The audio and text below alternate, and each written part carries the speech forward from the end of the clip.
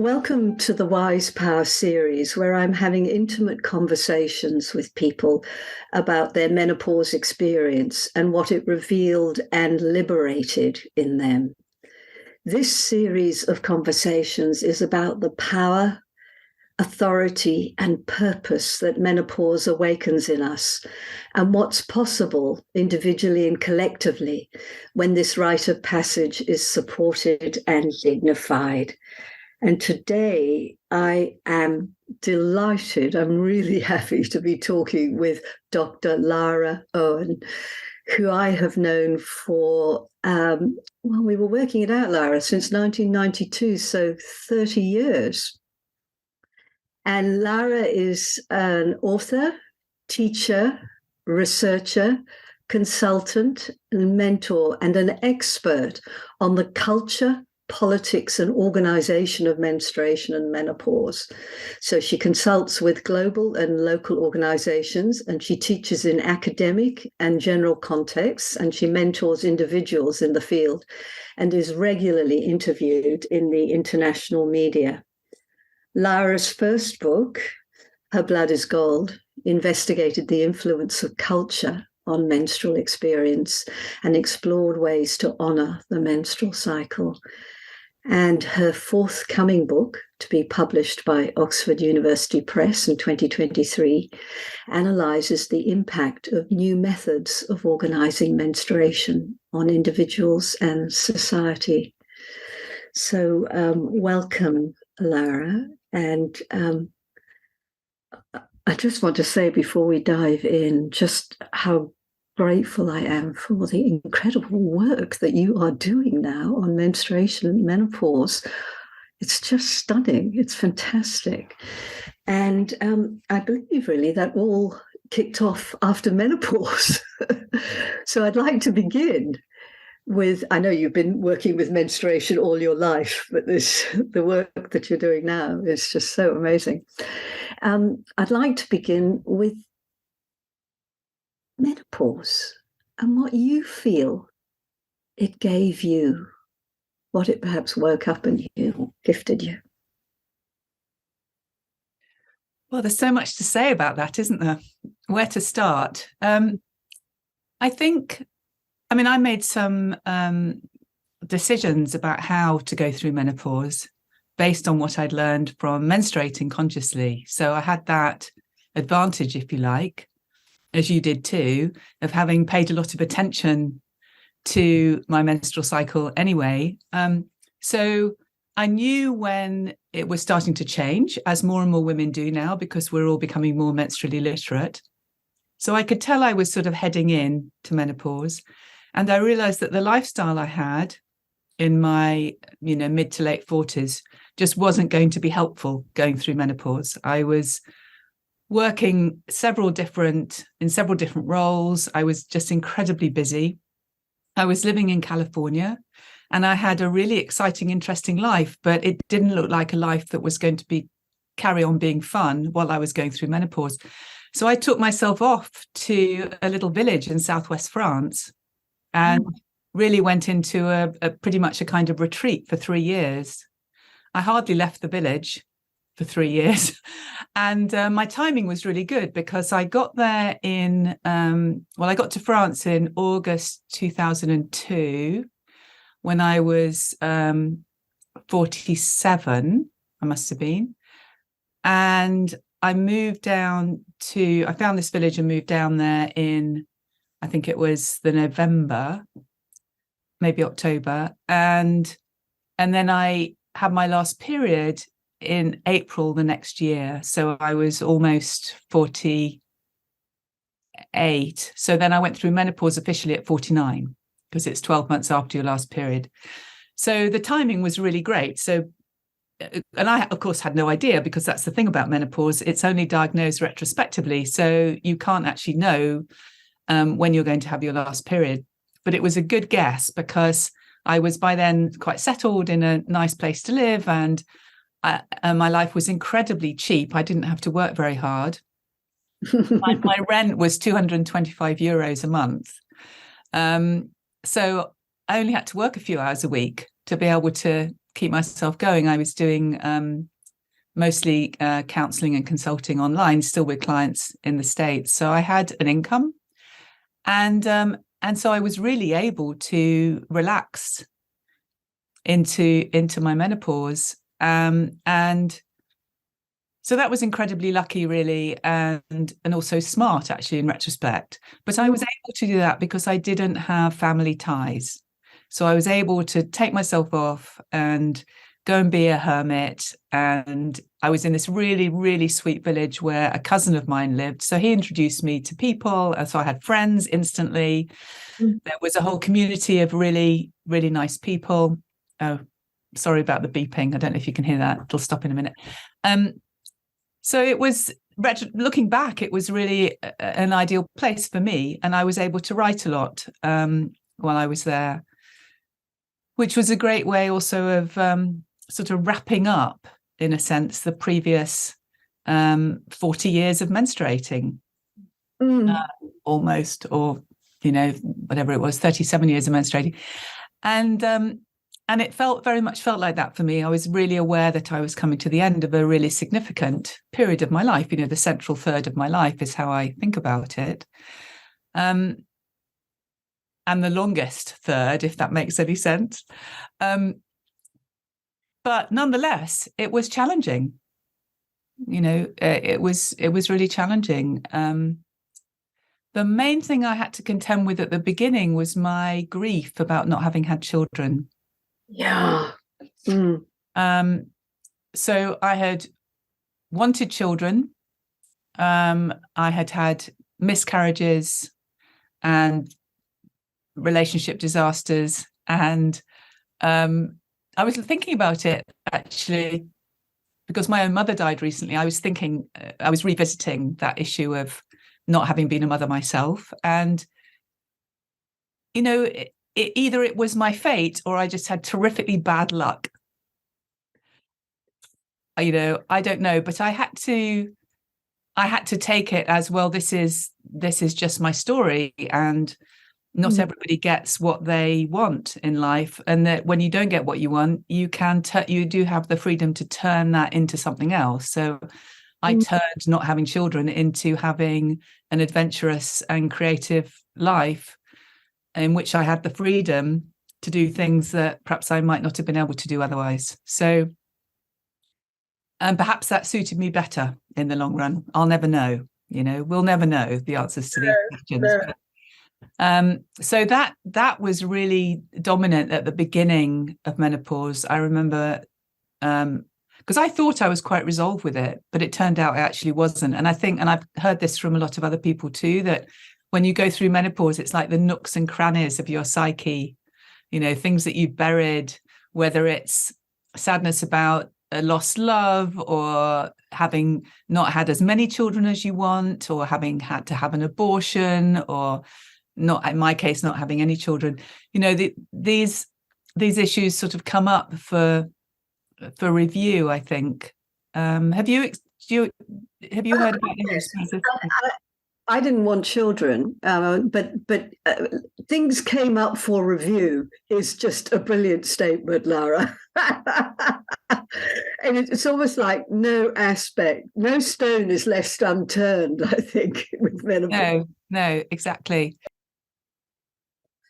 So, Lara, listening to you, your story just illuminates so clearly the power of being connected to one's menstrual cycle, and just somehow having a sense or knowing of something. Because, of course, as you say, you don't know that the end is nigh. But there were changes in you. You knew things were changing, things were different. You were making choices. And you just had, I guess, a kind of intuition, didn't you, that you had to do something different that took you off to France. Yes, and the way I work with intuition is, if an idea comes to me that seems strong, I always sit a while and wait and see. Yes.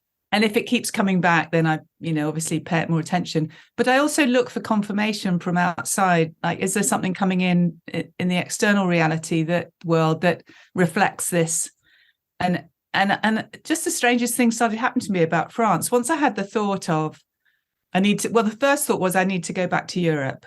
I'm actually done with living in the States and I should go back to Europe. So that was the first thought. And then I looked into taking my dog back. And first of all, I thought I'd go back to the UK because that's where my family and friends and where I'd lived, growing up. And I found that my dog would have to go into 6 months quarantine. So I thought, well, that's impossible. But then I found out that if I took him to France, he wouldn't have to go into quarantine. We'd just have to stay there for 6 months. And then I could get him a pet passport and take him to the UK. So I thought, okay, I'll do that. Maybe I'll just sit and think about it. Because I actually loved living in California. I had a wonderful life there. So it wasn't like I desperately wanted to leave there. I just had the feeling that I actually need to be somewhere else. And then I had all these weird things, like a friend offered me a cottage to live in Brittany.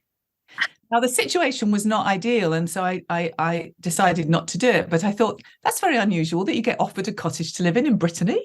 What's going on? And then there were a couple of other things happened, and it was just like France was just sort of lit up. So I went, okay. I had lived in Paris before, so I had some familiarity with it. And I thought, well, I'll go to Paris. I'm only going to be there 6 months. That'd be really fun. 6 months in Paris. That's great. So I found an apartment to rent in Paris online, which was not so easy back then. And but it was lovely. And we got to Paris and, that was great. But my dog got depressed because he was used to running on the beach in California, and Paris just could not offer anything similar for dogs. So I went down to the southwest to visit my cousin for a week and just thought, oh, this is a really good place. I'm only going to be in France another few months. I'll have a stint down here. That's okay. So we went down, all lovely. And then I just thought, oh my God, this is perfect. I'm staying. So I stayed. I actually had a home there for another 6 years, but I lived there full time for 3 years. And then once I was through menopause, I knew I had to go back into the world, as it were. But I kept it as a retreat space for as long as I could afford to.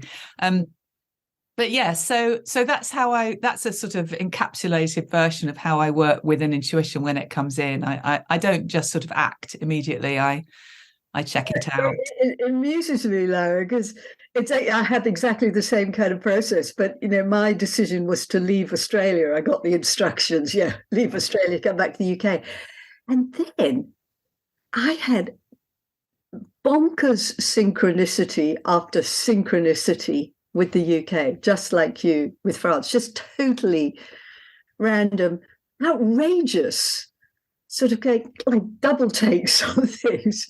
Yes, exactly that then became just the clear breadcrumb trail, as I like to say, that led me to the choices, the big choices that I made through menopause. Yes. And okay, so I'm just really taking in the your process of being able to be in a place of soothed-ness with yourself, basically, so that menopause could just get to work on you. And you could just meet with some grace the things that were coming up for you that needed to be cared for, with some grace, I said. Sometimes. Not so graceful. Not so graceful, I have to say. Let's not sugarcoat it. I'm not saying you were, but I'm just saying, it was the thing. I think the thing with menopause is it is an incredible teacher, but it's also a trial. It is like going through a trial, and during that trial, your character gets forged, I think, more clearly. And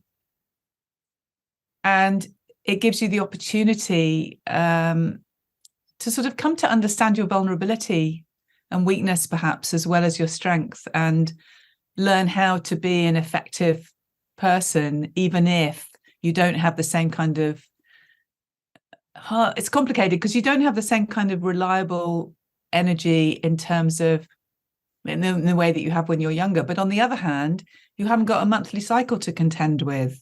So in some ways, I think you become more reliable. I have felt more reliable since menopause in that my energy doesn't go up and down as much as it did when I was menstruating.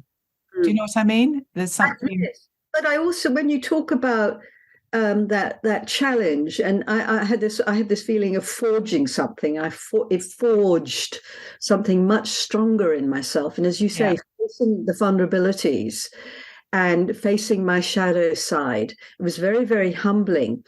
But in the fact of facing it, something is forged. So there was a kind of resilience that I came through, a strength of character that I have now that makes me more reliable, I suppose, or more here and responsible. It's like stepping up to another level of responsibility within myself, I experienced. And not burdensome, it's a choice. Yes. The sense of duty, I think, gets stronger, doesn't it? And the sense of, I mean, I always had a sense that, because it's partly how I was raised, but also I had it sort of instinctively that I was here for the world, that I was not here for me. I was not here to indulge my own desires. There's something kind of instinctively Buddhist about the way I've always felt about my life. But it's also Christian, I suppose, too. That's the religion I was brought up in. But just this idea that the concept of service is not a drag, or it's not something imposed on you or whatever. It's an instinctive way to engage with the world, that you are here as a being that's an incredible gift, and you give somehow. It's beautifully put.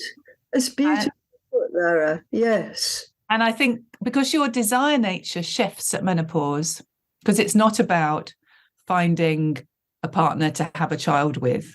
No. Which is such an incredible biological imperative when you're a young person, I think. So that doesn't mean you don't want partnership or companionship or sex or love or anything like that. It doesn't mean you don't want that, but the desire shifts into something that is, I think, more independent somehow.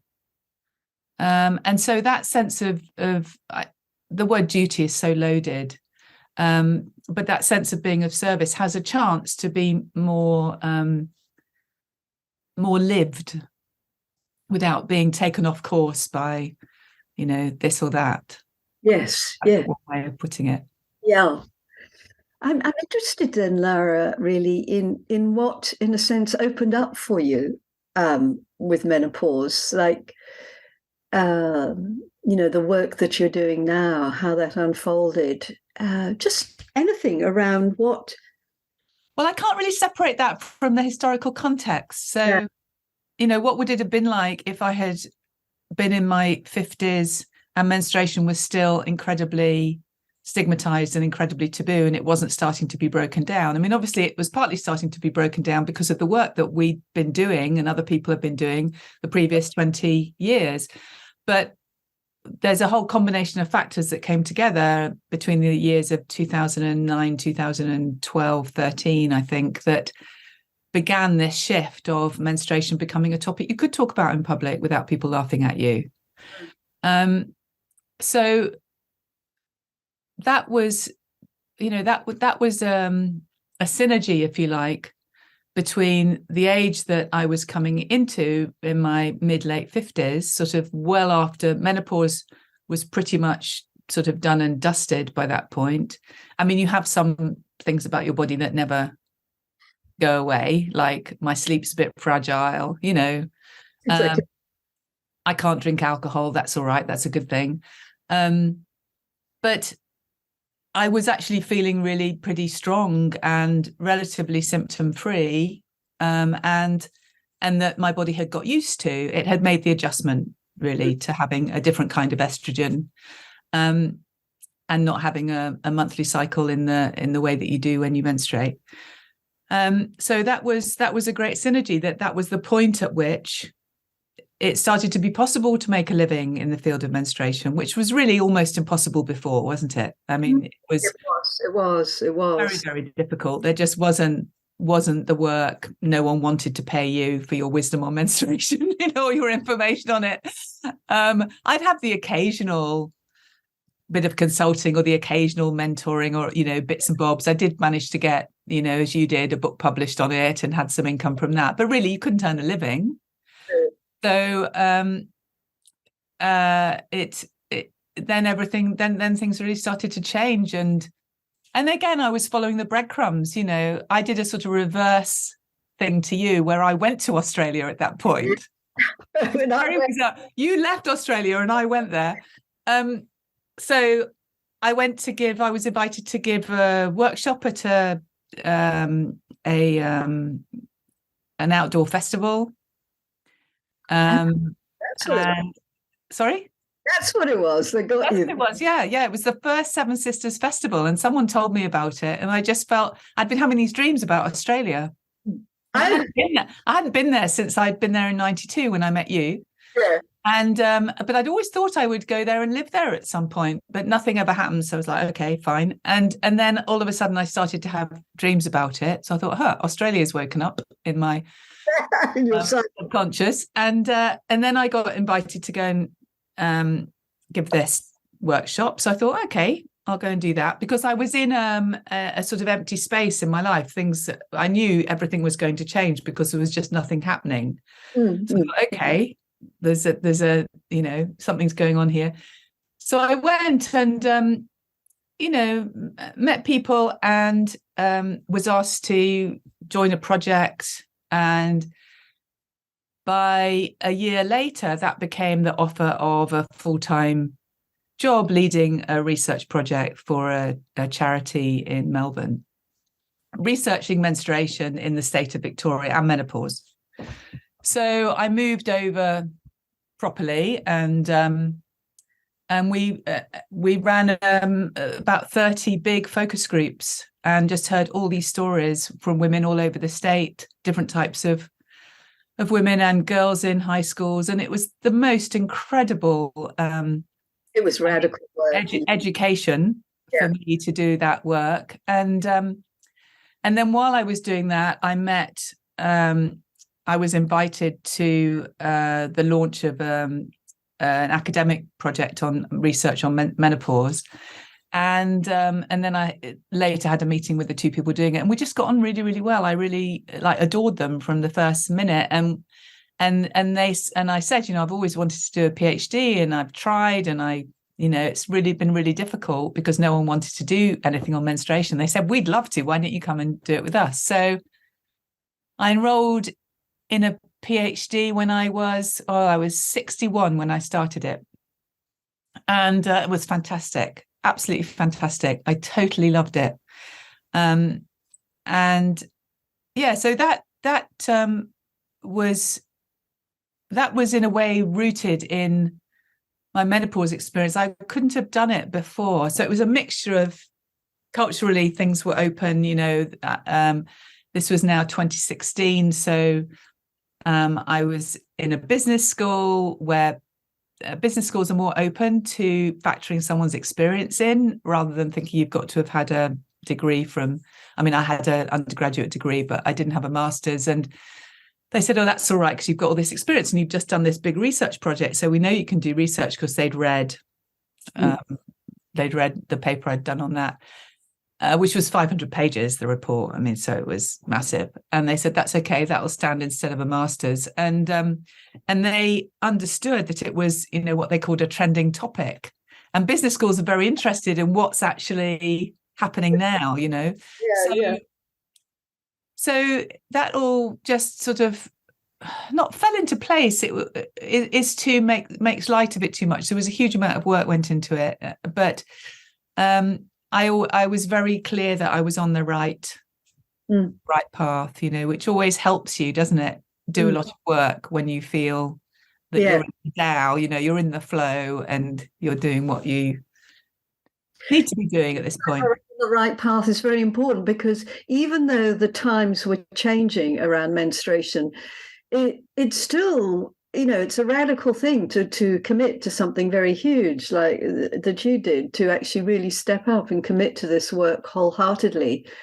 It's still a huge ask of someone, because even though the times are changing, I mean, it almost feels like menstruation and menopause cannot keep out of the press these days. But nonetheless, we're still dealing with a massive shadow around these topics, and discomfort and unease, at talking about it. So yeah, you have to. It's. I mean, I can hear from you. It's not like something that comes from your head, but that Australia calls you. There's something happening here, and then things unfold in Australia. It's almost like, well, I have this image of you. You may not feel this, of almost being held by something that that you're serving in the world, and that the times are now ripe. You have held this work for so long and worked so intimately and so deeply with your cycle in such a committed way. I mean, it's extraordinary, really. And now suddenly it's all coming together. Yes, I wish I could it's hard to transmit this to younger people because you only find it out through the doing of it, really. But, we think that life is short, but life is also long. Mm. And you can have an idea of something in your early 20s, which was when I started first packing my cycle and making charts and putting them on my bedroom wall in the student house I was living in, because I was trying to understand why I felt like I felt when I felt it. And why coming off the pill made me feel so different, and all these experiences I had in my early 20s. And then, but if something is really important to you at that stage and it sort of grabs you, it can take a whole lifetime for it actually to come to fruition that really satisfies you. And I remember you saying when you read Her Blood is Gold that, or at some point you said something about me, something, I can't remember what it was, something about the intellectual aspect of Her Blood is Gold, that it wasn't only about my own experience, and that and I had this sense of frustration that I knew it was in me to do something seriously academic, but I couldn't find a way to do that because no one was interested. So I'm just so lucky that the culture changed and I was just young enough to be able to take advantage of it. Because if it had been 10 years later, it would have been much harder for me, because it takes a lot of stamina. It takes huge stamina, doesn't it? An enormous amount of work. And psychologically, it's really challenging. So, yes, that was all very, I want to give a big shout out to Australia, actually, because there was something about Australia. I had to go to Australia. I know that if I had stayed in the UK, the work that we've developed here now, Red School would have been stillborn. It's curious, isn't it? It's really curious, because Australia also has horrendous misogyny and high rates of domestic violence. And some of the stories that women in rural areas told me about their periods and their childbirth experiences, oh my God, it was just awful. But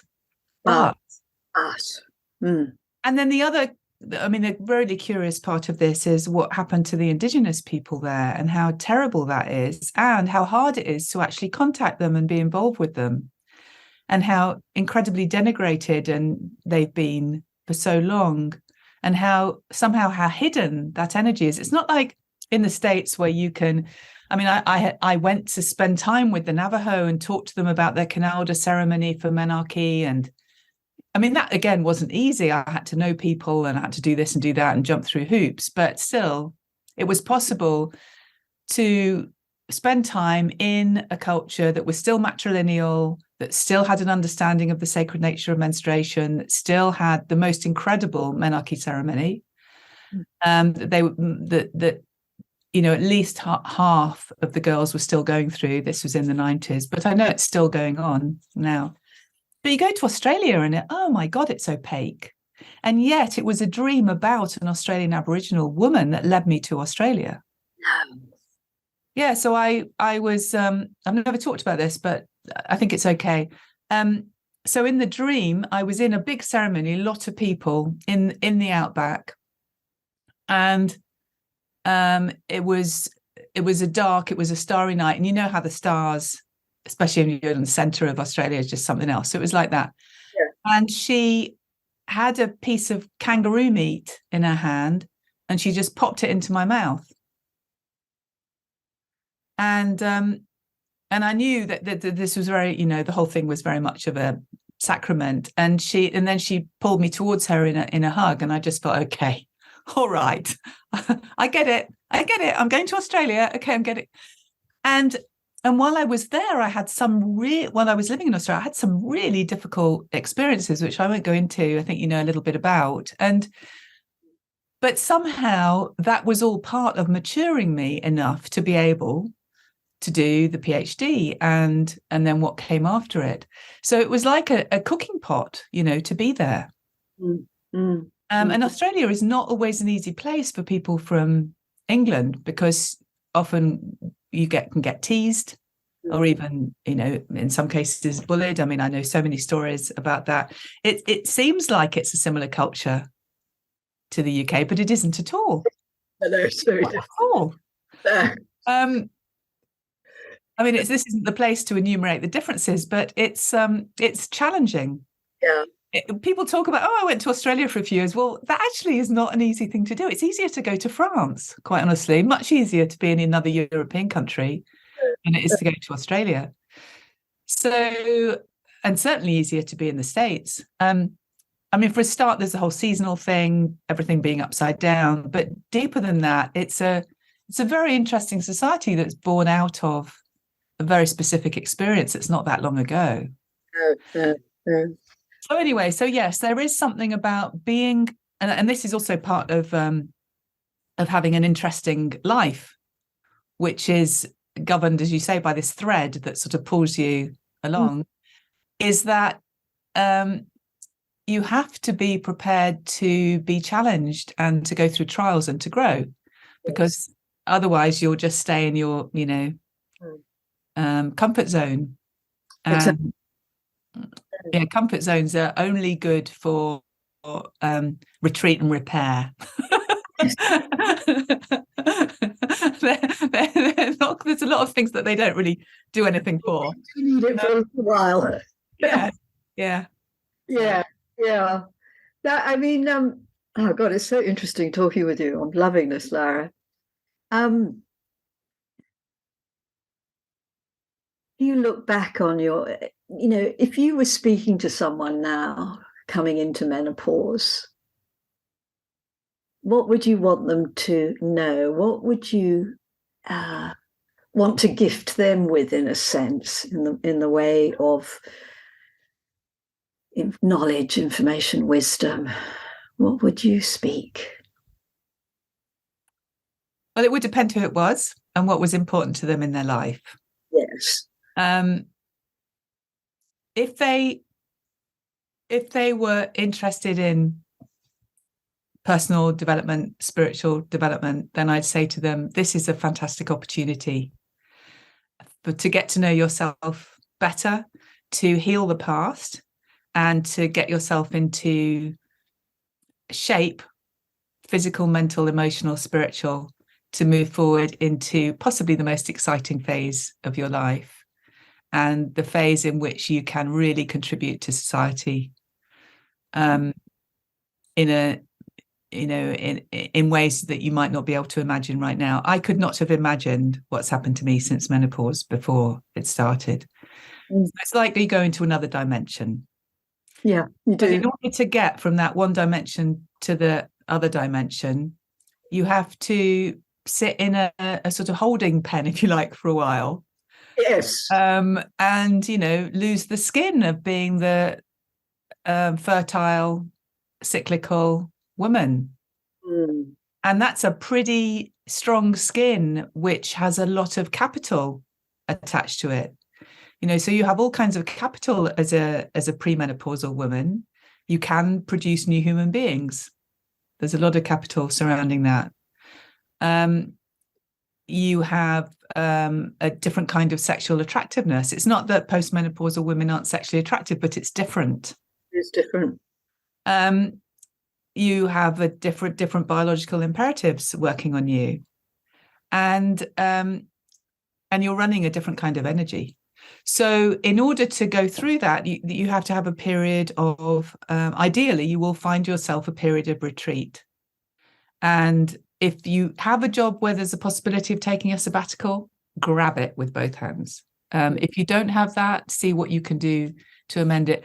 I think it can be really, really tough for people who've got partners and teenage children or young children. And of course, now there are more and more people going through menopause with very young children, which must be really hard. And also, they can at the same time have elderly parents.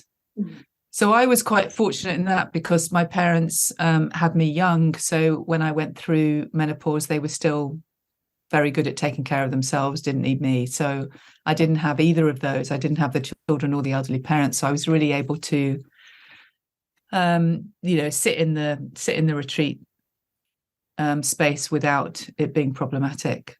But that's something that needs navigating with your nearest and dearest.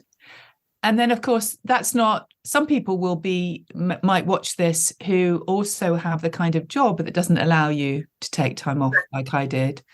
And, that job is probably a very, very valuable one for society. So what I've done in those situations, really, which isn't always advisable, and you have to really measure it through your own personality. But if you, I would suggest really dropping out of your social life for a while, definitely stopping drinking alcohol, cut down caffeine. A lot of those props that you can, depending on, the type of body that you were born with and the way that you've lived your life, you can get away with before menopause. You can't get away with them after. No.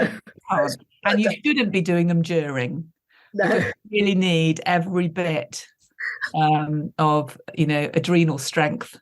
And that's the secret. Clear liver. You need all of that functioning well for your body to process the big change it's going through of adapting to this new hormonal reality. Lara, do share with our audience something about how they can get in touch with you and the kinds of things that you're offering.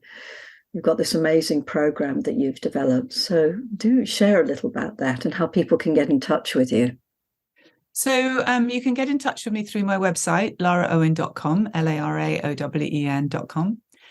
And what I'm doing now, and this is the main focus of my work, really, apart from writing and some consulting, is I'm teaching a year-long program in what I'm calling contemporary menstrual studies, which is a look at the research that's being done and has been done on menstruation in different disciplines. And I designed this really to help people who want to work in menstrual studies in some way or another in a professional capacity. I think it's really important that we professionalize the field.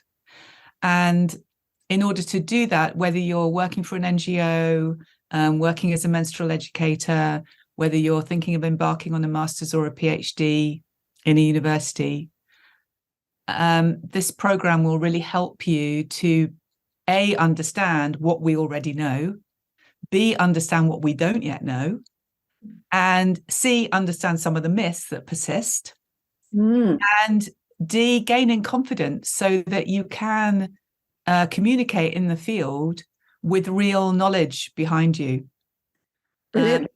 And I feel it's really important as well to link up the worlds of the spiritual and psychological dimension of menstruation with the academic and scientific worlds, so that we're not operating in our different silos of interests, but that we can really empower ourselves and each other through having a real professional knowledge of the field, without shutting anything out, and acknowledging that, there's a growing body of knowledge on this topic.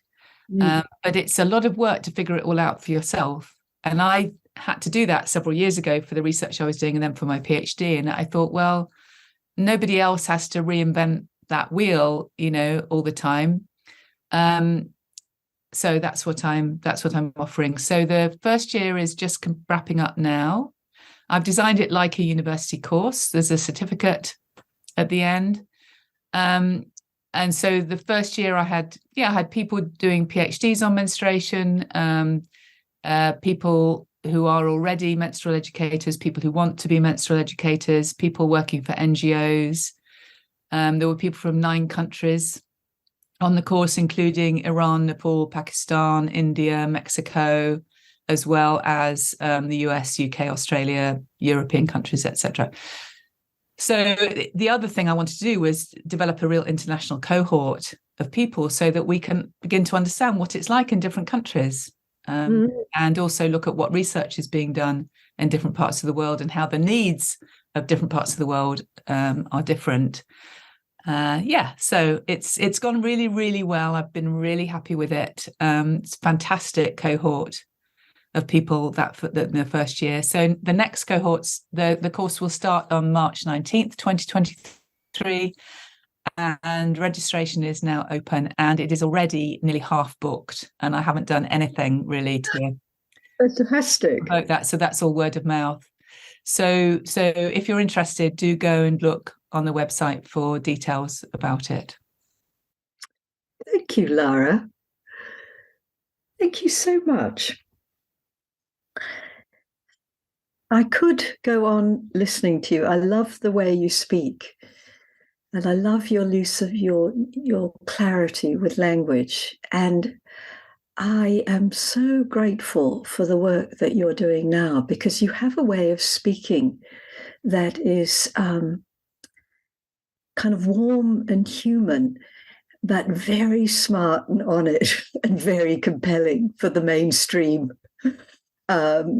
culture that you're talking to.